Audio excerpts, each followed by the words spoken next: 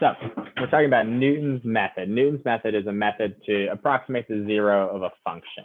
And it's one of the ways that your calculator will also do that. So it's basically using a linearization. So it's using this idea of the tangent line that we've been working with to try to approximate the root of something. So what we do is we take a guess. We guess what the root is. We guess what the zero is. And if we're right, then great, we're done. If we're wrong, what we do is we find the tangent line to the curve at that x value, and then we find the root of that. And then we take that as our next guess. If it's the correct thing, then great, we're done. If it's not, then we use the tangent line to that new guess to find its x-intercept. And then we guess that as our next x-intercept. And we just keep doing this same process over and over again until we get exceptionally close to the actual x-intercept of our function. The formula that we end up using is this formula that I've written here, x sub n plus 1, which is the next guess of our x-intercept is equal to the previous guess of our x-intercept minus our function's value at that x value divided by the derivative at that x value. Now, question is, where does that formula come from? What does this really mean? How does this make sense? This seems stupid, something, something, something is probably what you're all thinking. Well, it's actually pretty darn cool. So here is some function. Yeah? Everybody agree that that function has an x-intercept? Yeah. Yep. Yeah. Got an x-intercept. Oh, good. I'm glad you all agree with that. All right. Now, I'm unfortunately not very good at math, and so I'm going to guess the value of that x-intercept. And I guess that it's right here. Was I right? Close. Close. I was close, huh? Not that close, really. But I took a guess. I was wrong. I was clearly wrong. So what I'm going to do is I'm going to call this x sub 0. That's my first guess. You know, when you put a little subscript 0, it's x naught usually is what we call that, and it means just your initial x value. So I'm guessing this. Well, I was wrong. So I'm going to go up here, and I'm going to look at my function at that x value. What are the coordinates of the point at that x value? If we call this function the function, yeah, F of x naught. Yeah, we'll call this function f of x. So the coordinates of this point are x naught and f of x naught. Everybody agree with that? Yeah. Okay. Is it possible for me to write the equation of the tangent line at that point to f of x?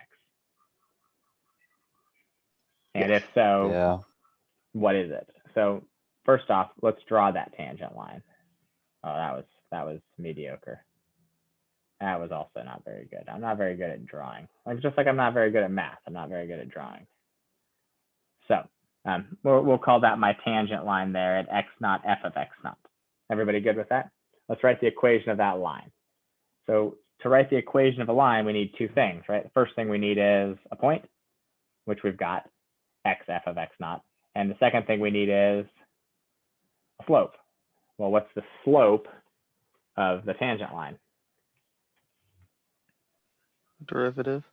The derivative. It's f At that prime at that point, and the x value at that point is x naught. So the slope is f prime of x naught, and the point is x naught comma f of x naught. So the equation of this line ought to be y minus f of x naught is equal to m, our slope, f prime of x naught times x minus x naught. So far good? Yeah. All right. I'm going to call this point where it crosses the x-axis x1. So that would be this x value up here. That would turn this into, that would turn this y into a what? If I'm plugging in this point, that y will be a 0, right? So we have 0 minus f of x naught should equal f prime of x naught times that x1 value minus x naught. And if I wanted to find the value of x1, is it possible for us to do that? Yeah, x1 should equal negative f of x naught over f prime of x naught if I divide by that f prime, right? And then I just need to add the x naught over. So it should be x naught minus, and I'm just gonna put that minus sign out in front, x naught minus f of x naught over f prime of x naught. Everybody good with that so far?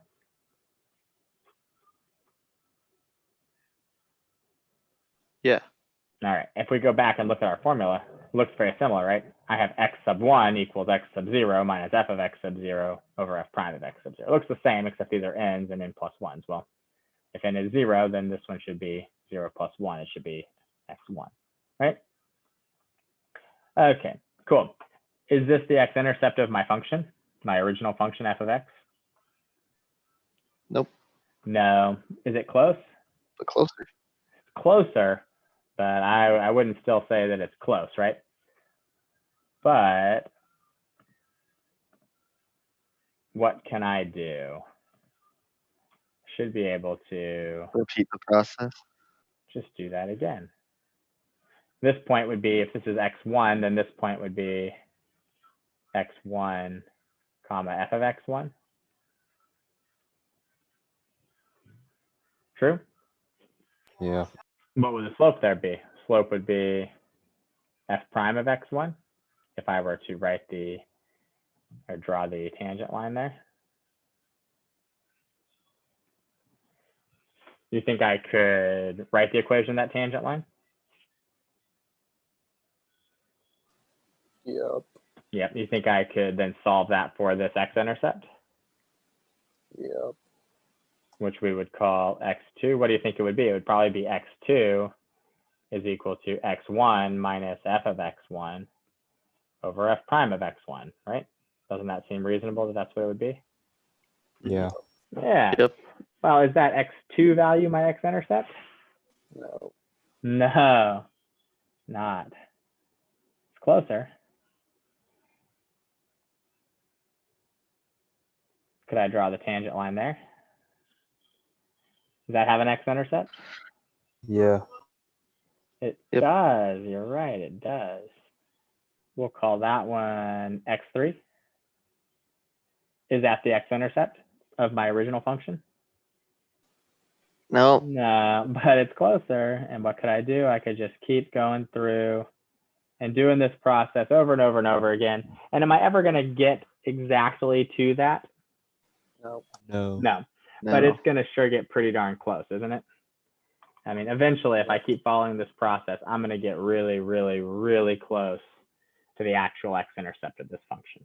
It's a pretty ingenious little method using this linearization, that the smaller the scale gets, the closer we get to that x-intercept, which makes sense because when we talk about a linearization or a tangent line approximating a function, we say that the smaller the interval is, the better the approximation. So out here, that tangent line, not a very good approximation, didn't give me a very good x-intercept, but the closer I get, the closer that x-intercept becomes each time.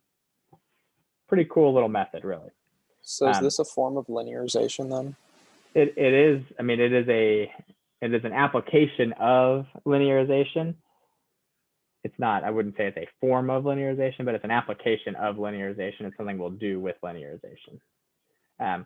Chances are you won't see this on the AP test, even though it's technically required curriculum for the course. But I think it's cool. I think it's important to see. I haven't seen a question on Newton's method on the AP test in a long time. Like looking back through all the old tests, there hasn't been one since I've started teaching this class. So, but it's good to know about. So this is the formula you'll want. You'll use this formula, and we're going to use it right now to see if we can solve this equation. Find the root of that function x cubed plus 3x plus 1.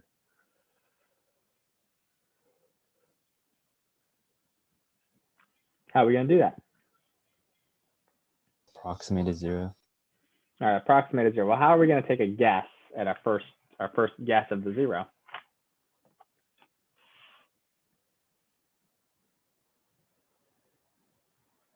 Just pick a number. Pick a number. Okay, 1,000. I think it's at 1,000.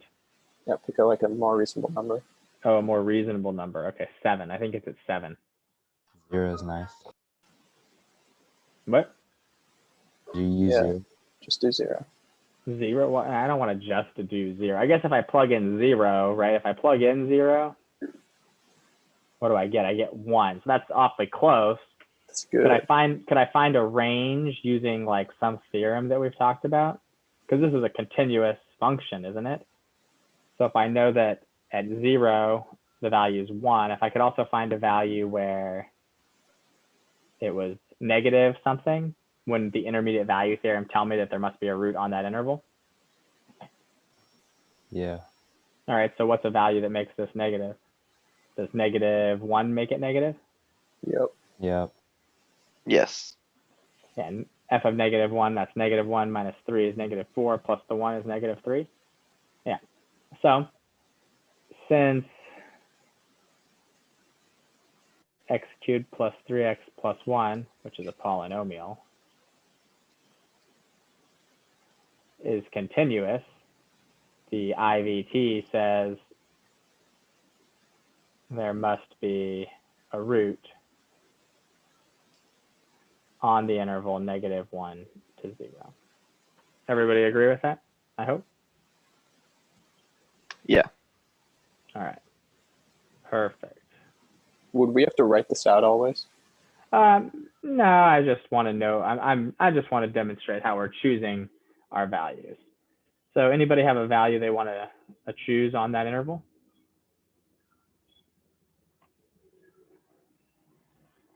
-0.5.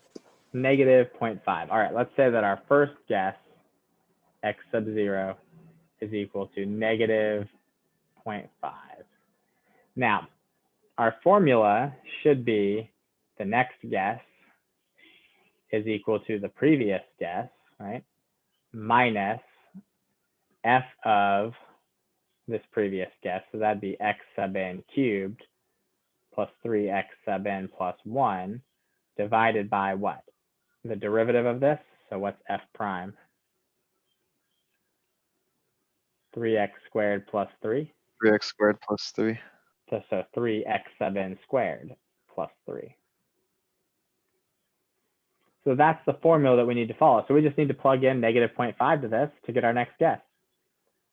Yeah, so -0.5 minus -0.5 cubed plus 3 times -0.5 plus 1 all over 3 times -0.5 squared plus 3. That's a little bit of a pain, probably, yeah? Especially when I get some obnoxious value out of that after I plug it in and then have to plug that number in and then plug that next obnoxious number in over and over and over again until I get to, you know, as close as I want it to be to the actual value. And when I say as close as I want it to be, using Newton's method, I'm going to want it to be like accurate to 9 decimal points. So that might take a little bit of time. How many times do you think I might need to plug it in to get there? Too many. Too many. Okay, I don't know. That's not an actual, you know, Maybe like real 15. number. I don't know. Maybe like 15. All right, well, let's find out.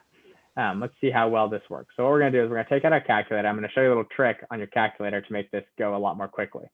Rather than having to type in -0.5 minus -0.5 cubed plus blah, blah, blah, blah, blah, blah, get an answer and then do it again. What we're instead going to do is we're going to type in -0.5, which is our first guess. We're going to hit enter. Good? Everybody done that? Yeah. All right. Now, as you're probably aware, now don't do any of the stuff I'm about to do. As you're probably aware, if I put like +6, it just takes my previous answer and does that, right? Or if I put like -9, it takes my previous answer and just does that, right? Yes. Or if I wanted to, I could do like 3 times my previous answer, right? And you can do that every time if you wanted to. So what I'm going to do is I'm going to get this back to where my most recent answer was still -0.5, right? My most recent answer is -0.5. We're going to use that idea of using this answer key on our calculator to just plug in all of this information that we've got. Anywhere we've got an x sub n, we're going to replace it with answer. So what you want to do is since we start with an x sub n, we're gonna. Are you sharing your screen or no? Oh, I'm not, am I? Shoot. Ha. No wonder none of that made sense to any of you.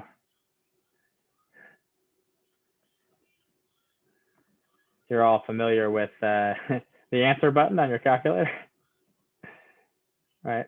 Man. All right. Yes. So I put in my negative. Oops, that's not a negative. I put in my negative 0.5 and hit enter, and I can reuse that by hitting second and then the negative sign, right? Is my answer. Answer plus 3, right? Or answer minus 3 gives me the same thing, right? Everybody good with that now? Now that you can see my screen. Yeah. Yes. All right. So now anywhere that we see the x sub n, we're going to replace it with an answer. So it's going to start with answer minus, and then we're going to put in a double parenthesis, 1 to start the full fraction and then 1 to start the numerator of my fraction. And the numerator of my fraction is x cubed, right? So answer cubed. That's not cubed. Answer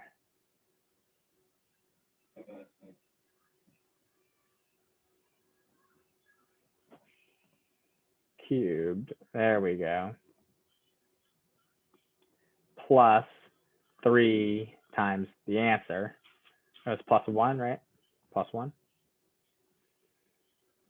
Close the parenthesis for the numerator, divided by parenthesis for the denominator, which was 3 answer squared plus 3. Close the parenthesis for the denominator, close the parenthesis for the full fraction. Everybody good with that? Yep. Okay, hit enter. There is your first guess. So if you plugged in negative 0.5 to that, you end up getting negative 0.3 repeating. So real quickly, I'm going to go back over here, and it's easier for you guys because you're not having to switch back and forth, right? 0.3 repeating. All right, cool. So now we'll go back to our calculator. And instead of having to retype everything, it's just going to do this exact same operation that we had before, except now it's going to use negative 1/3 as the answer in all of these. So I hit enter, and I get negative 0.32 repeating. And so we'll say that x sub 2 is equal to negative 0.32 and repeating on the 2. Well, that's, I guess, closer, right? And we'll keep doing this. We'll hit enter again. I'll go back and write that number in a second. That's our x sub 3. If I hit enter again, it's getting awfully close to being very similar, right? And then if I hit it one more time, it looks like those two are exactly the same, are they not? Up to even 10 decimal points of accuracy here. Yeah. Everybody agree? As soon as it starts repeating the exact same number, you're close enough to the right answer. And so we'll go back in and we'll say that our next value was this negative 0.322, what was it, 851 something or another? 322, oh man, 185. 322, I guess I could just throw 185, what was it, 185,355? Yeah. And our x sub 4 was negative 0.32218 something else probably. 3546. And so was x sub 5. Didn't even take us close to 15 values. Since this came out to be the same, our approximation for this root is right here. Took us 4 iterations here, and we're done. So this is what we do when we solve for them. We're always going to do it like this. Yep, I mean, theoretically, one could ask you to do it by hand, but that's kind of a pain. Yeah, Yeah, that would be a pain. it would be a pain, yeah. Back in the good old days before the calculators, that's what you'd have to do. But it's really, I think it's kind of amazing that, we take a guess and then using, 1, 2, 3, 4, 5 tangent lines, only 5 times we have to do it, you get an answer that's accurate to 10 decimal places. I mean, that's pretty darn impressive just by using a little bit of calculus. It's pretty cool. Any questions or any issues with that?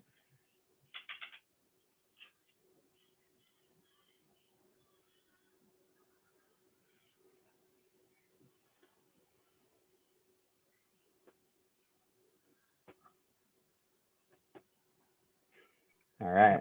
Should we do one more of these? I don't have one up here, but we can easily enough make up another one. Yes. Sure. All right. Anybody got a function they particularly want to look at, or should I just come up with one?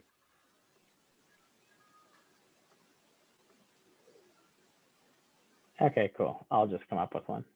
How about,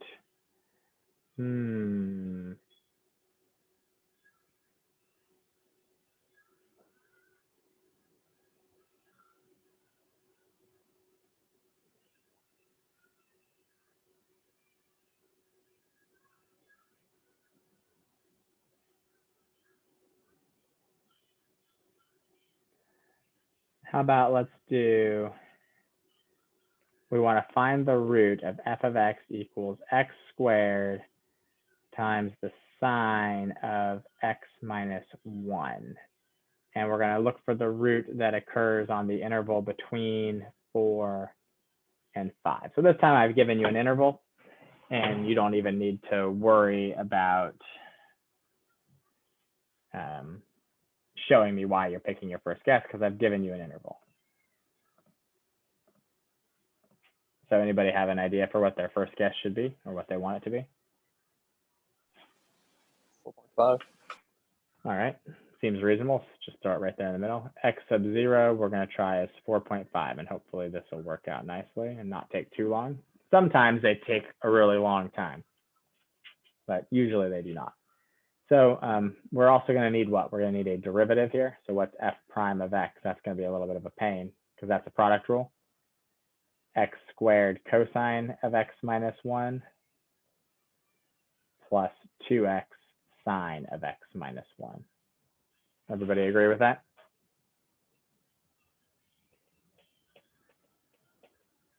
Yep. Okay, so our formula is going to be x sub n plus 1 is equal to x sub n minus, and then the denominator is going to be our x sub n squared cosine of x sub n minus 1 plus 2x sub n sine of x sub n minus 1. And in the numerator, we'll just have x sub n squared sine of x sub n minus 1. Okay. X minus f of x over f prime of x. Good or no? Good. All right. So we'll now go to our calculator. We said we want to start with 4.5, and we'll do answer minus parenthesis for the numerator, parenthesis for the whole fraction, parenthesis for the numerator, and then answer squared sine and answer minus 1. Close the parenthesis for the argument of the sine, close the parenthesis for the numerator, divided by parenthesis for the denominator, and then we'll have answer squared cosine answer minus 1, close the argument of the sine one, plus 2 answer sine answer minus 1. Parenthesis on the sine, parenthesis on the denominator, parenthesis on the whole fraction. Hopefully I got that all typed in right. Since I can't look at the actual problem once I get this calculator up. All right, first guess, 4.178875904. Okay.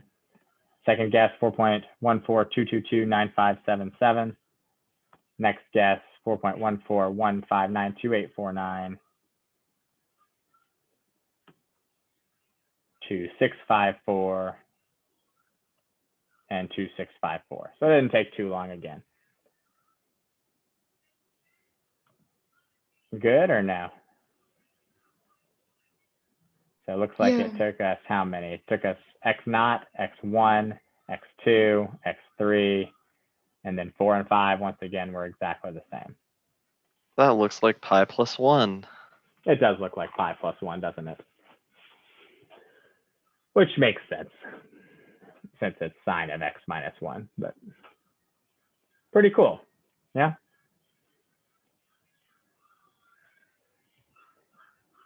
Yeah. Oh, good. I'm glad you guys find that to be cool. It's pretty cool. So normally I'd ask you to write each of those all out, but this time I will not, since I don't feel like going back and forth. Let's see.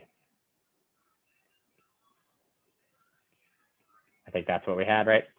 141592654. Yeah. Perfect. And so that's our result. We get the idea? Yeah. Cool. All right. So tonight you'll have a few of these. I don't know. I didn't give you that many of them, I don't think, to practice up with. And then you will also have another assignment on the stuff we're going to start right now. Everybody feel like they're good with that, or you would need to do another one? Good. All right. In that case, we will start with something new, which is called optimization. So we're going to work on a whole new type of problem that involves derivatives and finding their maxima and minima, but these are all going to be word problems now. So we're going to sort of have some basic real world applications here.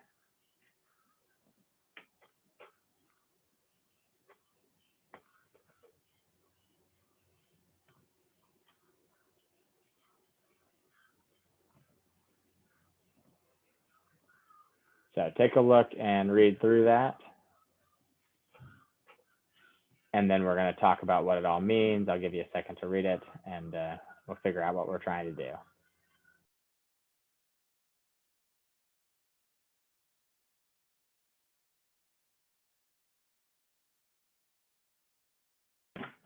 All right, you guys read through that. Any idea what we're talking about here or no?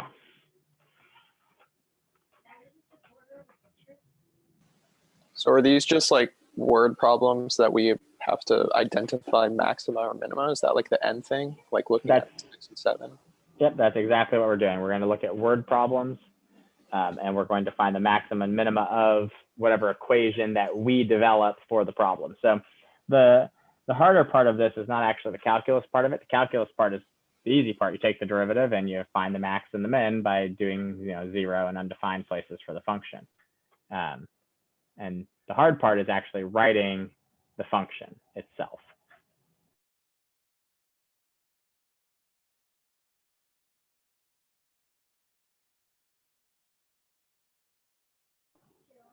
So we're going to make sure that when we read the question, we understand what's going on. So just keep reading it over and over again until you do. And oftentimes we're going to want to draw a picture. You might not always need to draw a picture, but oftentimes draw a picture and then label it with whatever variables you have.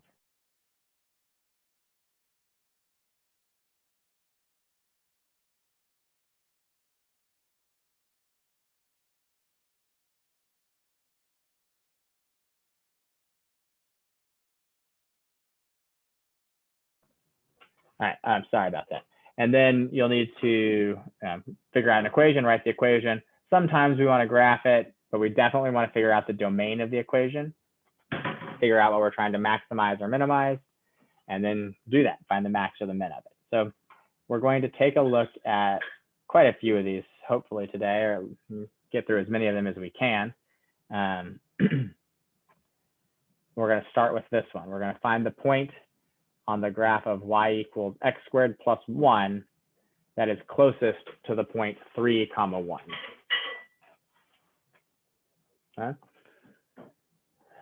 So do we understand what we're doing? We read the question. Do we understand what we're trying to do?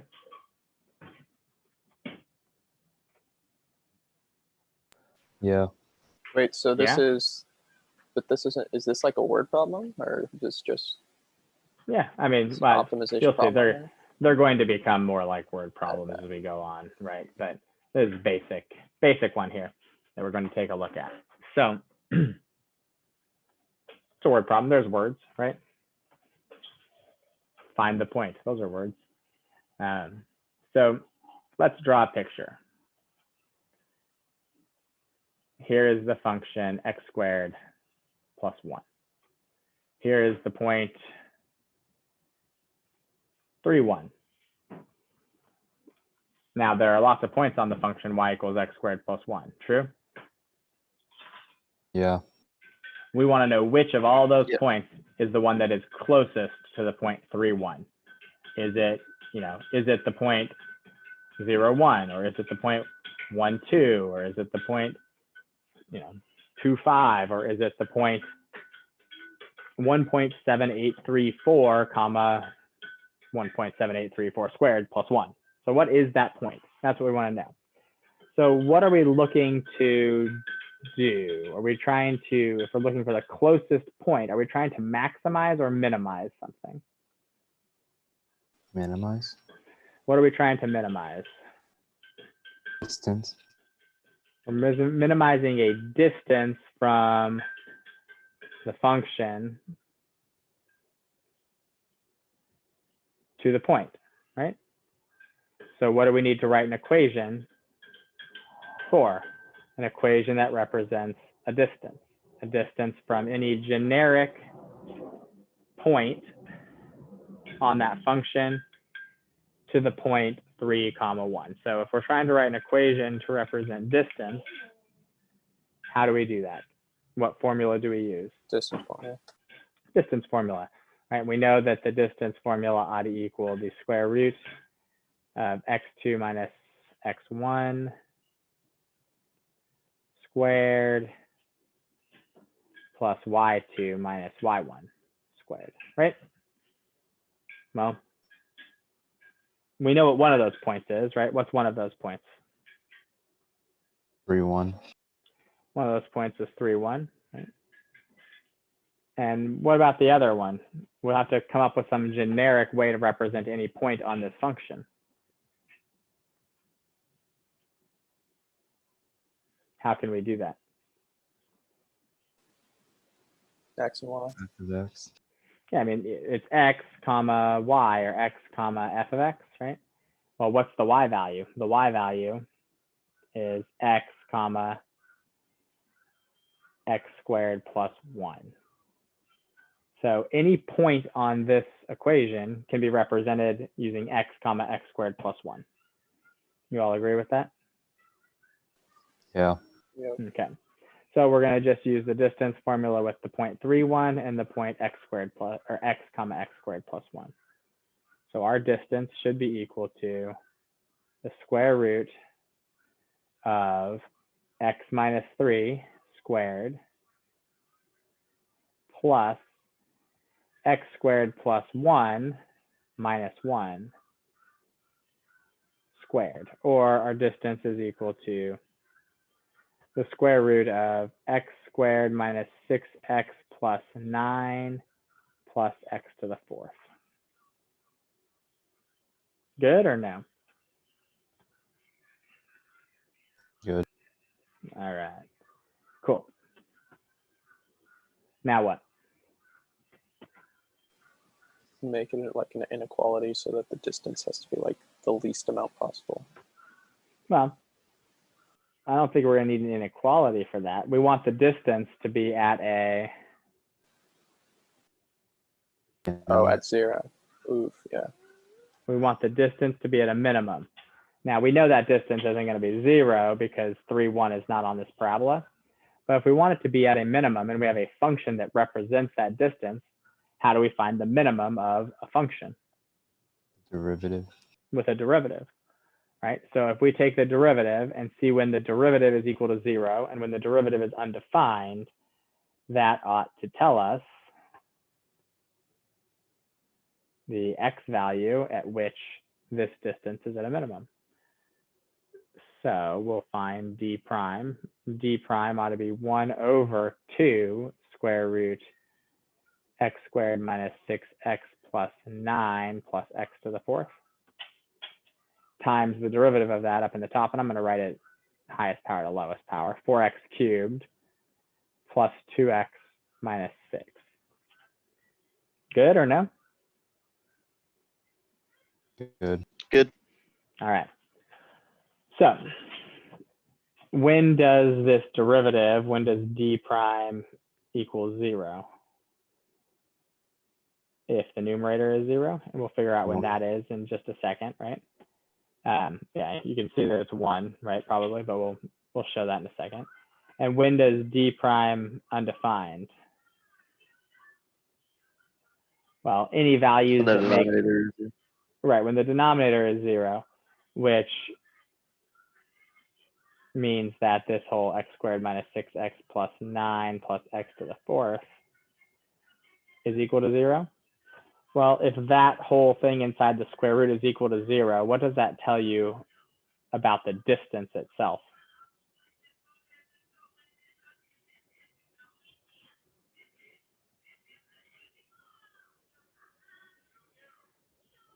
What is this thing right here? This thing right here was our formula for the distance, wasn't it? Yeah. So d prime is undefined anytime d itself was equal to 0. And is that distance ever going to be equal to 0? No. No. Because we know that our point is not on that function. So we'll say that it's never undefined. It's only equal to 0 if 4x cubed plus 2x minus 6 equals 0.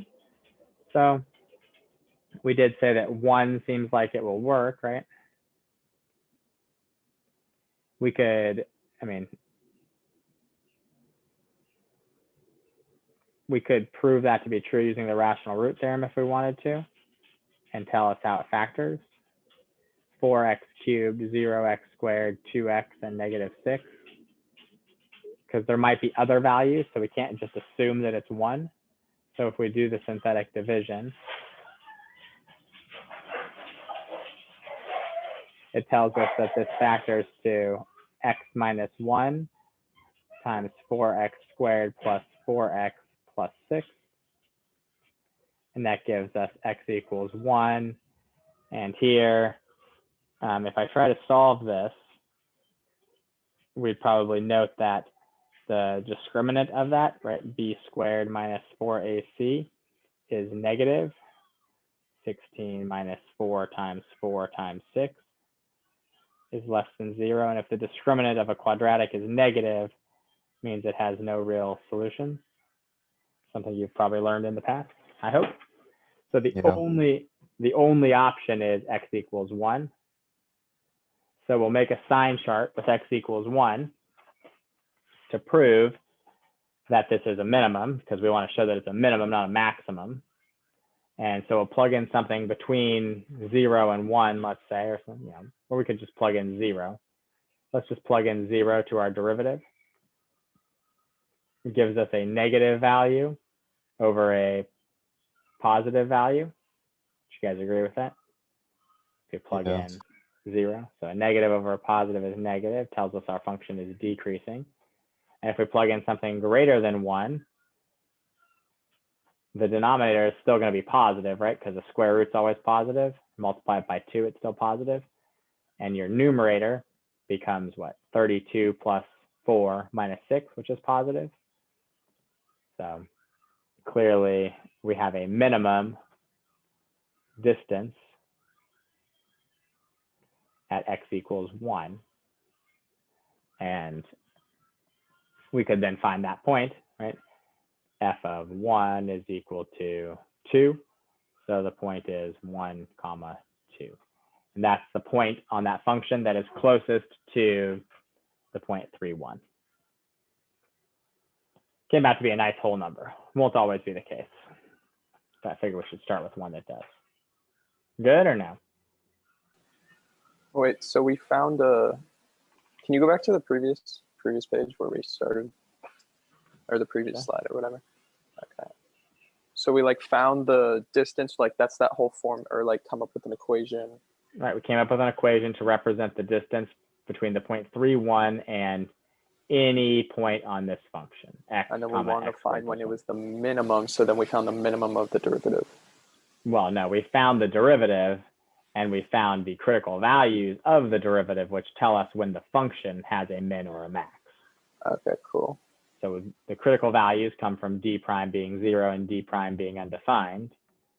And we said d prime was never undefined and d prime was 0 when this was 0. And so when the numerator was 0, we solved that, said we have a min or a max potentially at x equals 1 and only at x equals 1.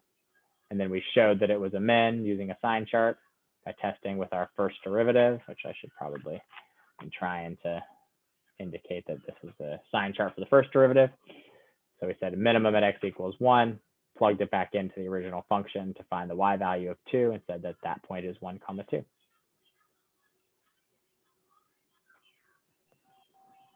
What would you do if like there were multiple minimums or maximums that we found? Right, so suppose there was a minimum at 1, a max at 2, and then another minimum at 3, right? Well, then you just go back in and plug 1 into your distance function and 3 into your distance function and see which one was smaller. Okay, thank you. Yep. Why were we able to ignore like that it would equal like when it was undefined, like when it equals 0 in the denominator? Right, so the derivative was only undefined if this thing inside the square root was equal to 0. You agree with that? Right, it had to be 2 times 0. Yeah. The only way to make that denominator 0. And this thing that's inside the square root was the same as our distance function. So we knew that any values that made the derivative undefined would have made the distance 0.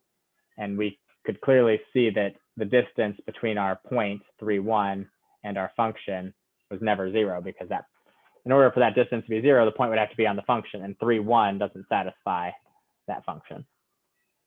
Okay, got it. Thanks. Yep. Any other questions on that, anybody?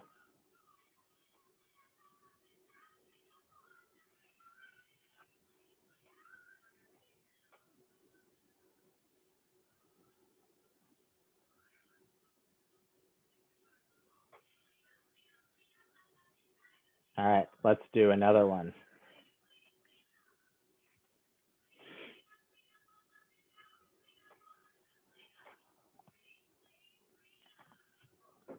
So we're going to take a rectangle and we're going to inscribe it under one arch of a sine curve.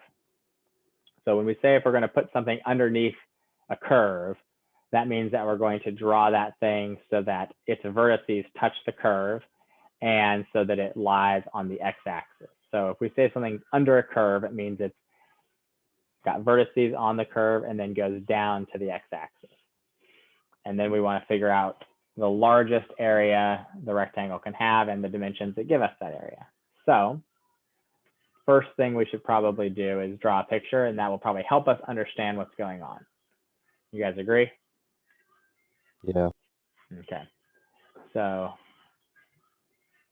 here's one arch of a sine curve. Yeah? One arch of the sine curve. We're going to draw a rectangle inside of this sine curve.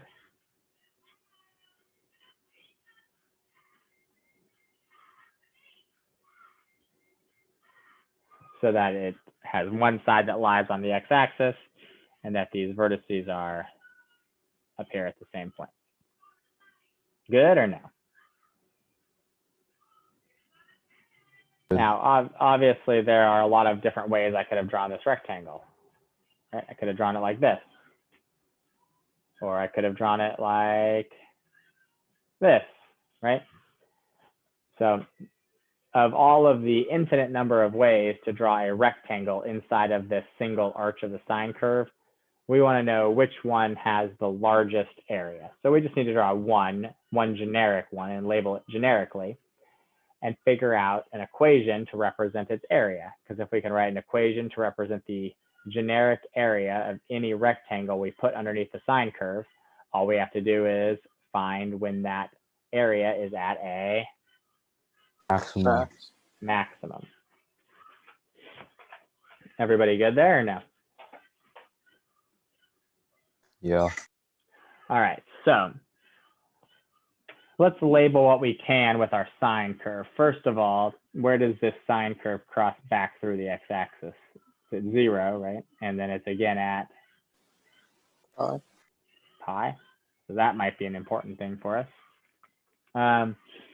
If this is the function y equals sine x, how high up do we go for the height of this rectangle? 1. One's the highest. Well, up here would be 1, right? But this height of the rectangle is not 1 here, right? Not every single rectangle that I draw in there has a height of 1. In fact, I couldn't even draw a rectangle with a height of 1, could I? No, you No. can just be line. No, right, because then it'd just be that straight line, exactly. So how am I going to write an equation to represent the area? Well, let's start with what is area? Area of a rectangle is length times width, right? All right, we're off to a good start. Length times width. Now what? We're going to need to write it all in terms of one variable, right? What variable do you think we're going to write it all in terms of? Length. Not y. We're going to use x. So how am I going to write length and how am I going to write width or height in terms of x?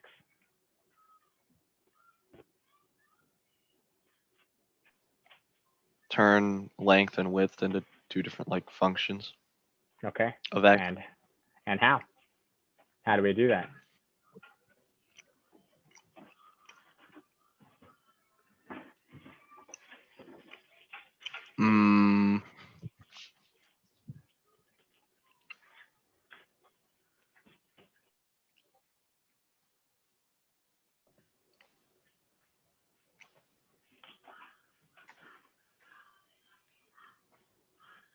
Well, the only place on here that I have an x is where I've written that the function is y equals sine x. Maybe I need to get another x on here.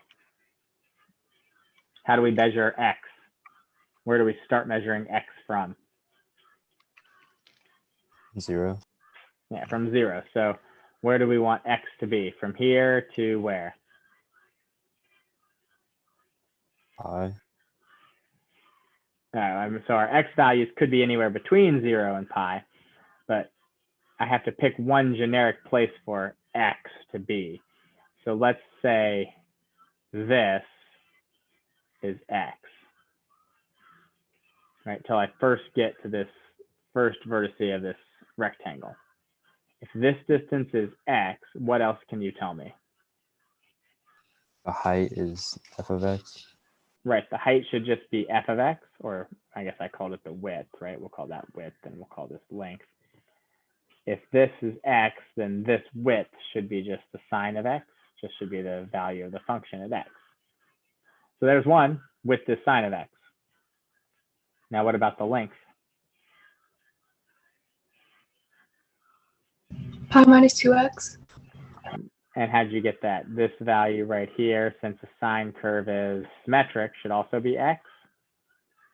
And if the whole thing is pi, then the length ought to be pi minus 2x. So our area formula becomes pi minus 2x times sine x.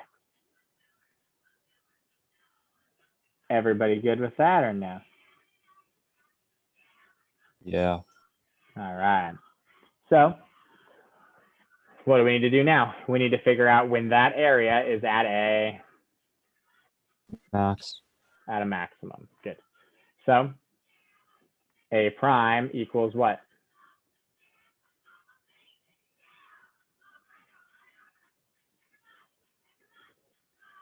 Pi minus 2x times the derivative of sine, which is cosine x, and then plus sine x times the derivative of pi minus 2x, which is -2. So we'll make it a -2 sine x. Everybody agrees that's the derivative of pi minus 2x times sine x? Yeah. What do we want to know about that? When is it equal to 0? And when is it undefined? Is it ever undefined? No. No, it should never be undefined. So now we just need to know, when does this equal 0? We'll say a prime is never undefined. And how are we going to figure out when that's equal to 0? Well, that's a little bit of a problem. That's a tough little equation to solve. So let's use our graphing calculator.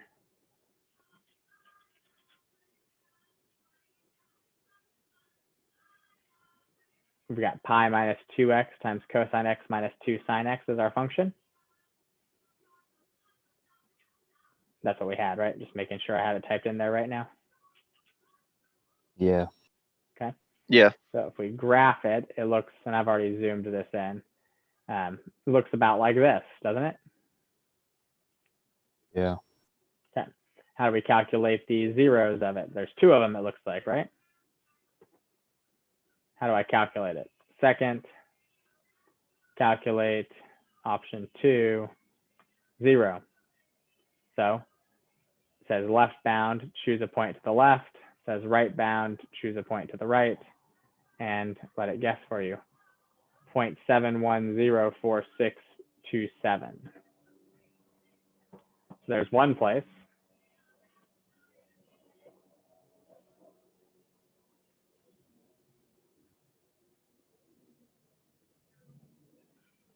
Everybody good with that one?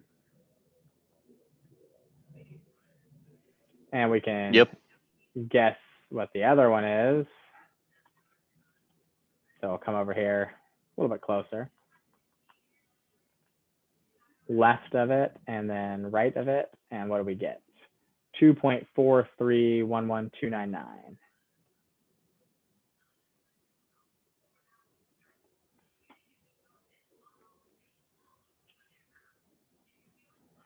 So we have 2 different places, right? And what happens with our sign chart on these?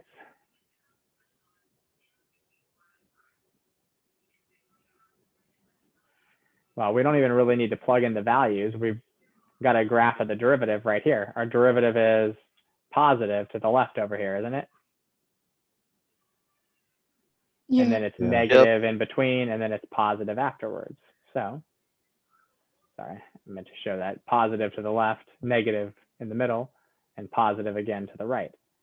So, it should be positive, negative, positive. And on top of that, what's wrong with this value? What's wrong with 2.43? It's a minimum. Well, besides it being a minimum, why could we have just completely ignored that to begin with?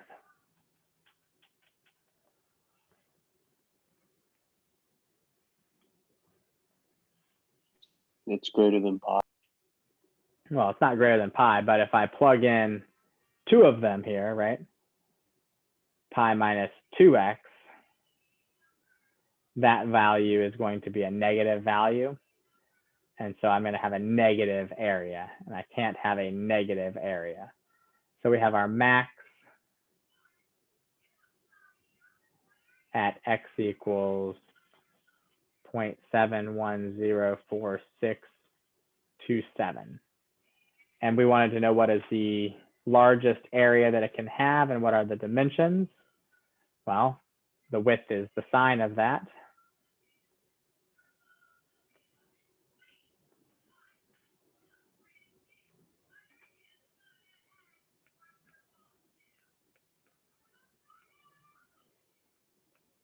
And our length is pi minus 2 times that.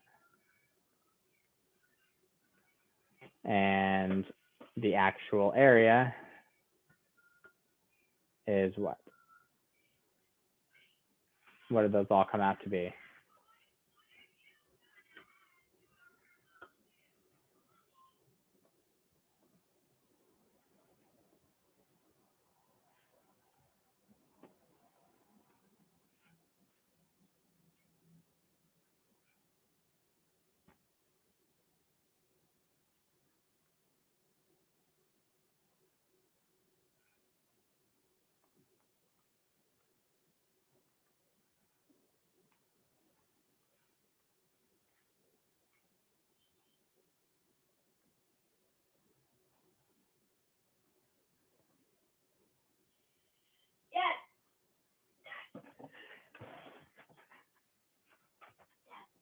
was it 4627, right? Did you guys plug this in to figure out what it is?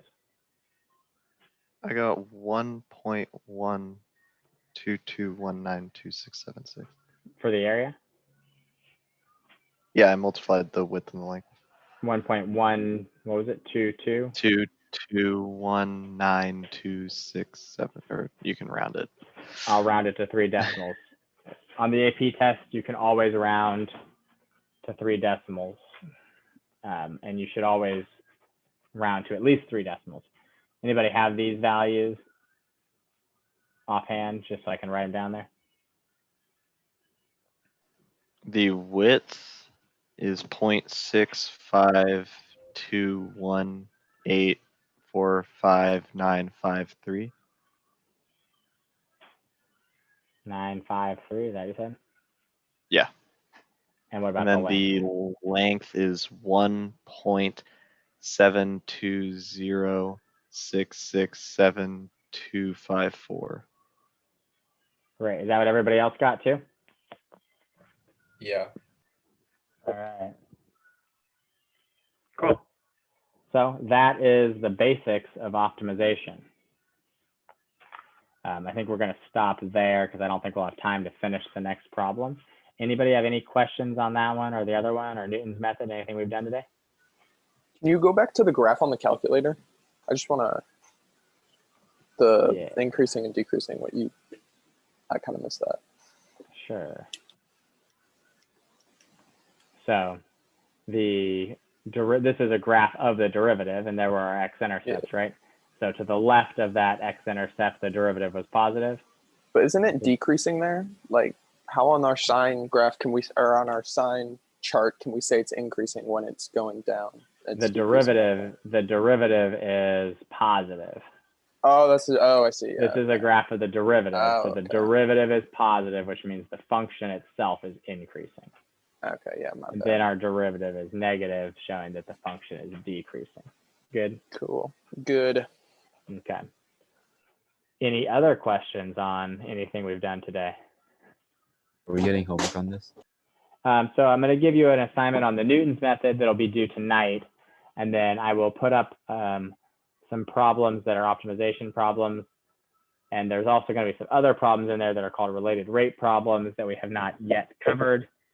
That will not be due, let's see, probably, what's tomorrow? Tomorrow's Wednesday. It'll probably be due on Thursday or Friday, probably Thursday. But I'll put that up today also, just so you can start looking at the optimization problems. We're going to do 4 or 5 more optimization problems together to practice, and then we're going to do these other related rate ones too. But yeah, Newton's method will be the only homework you have tonight.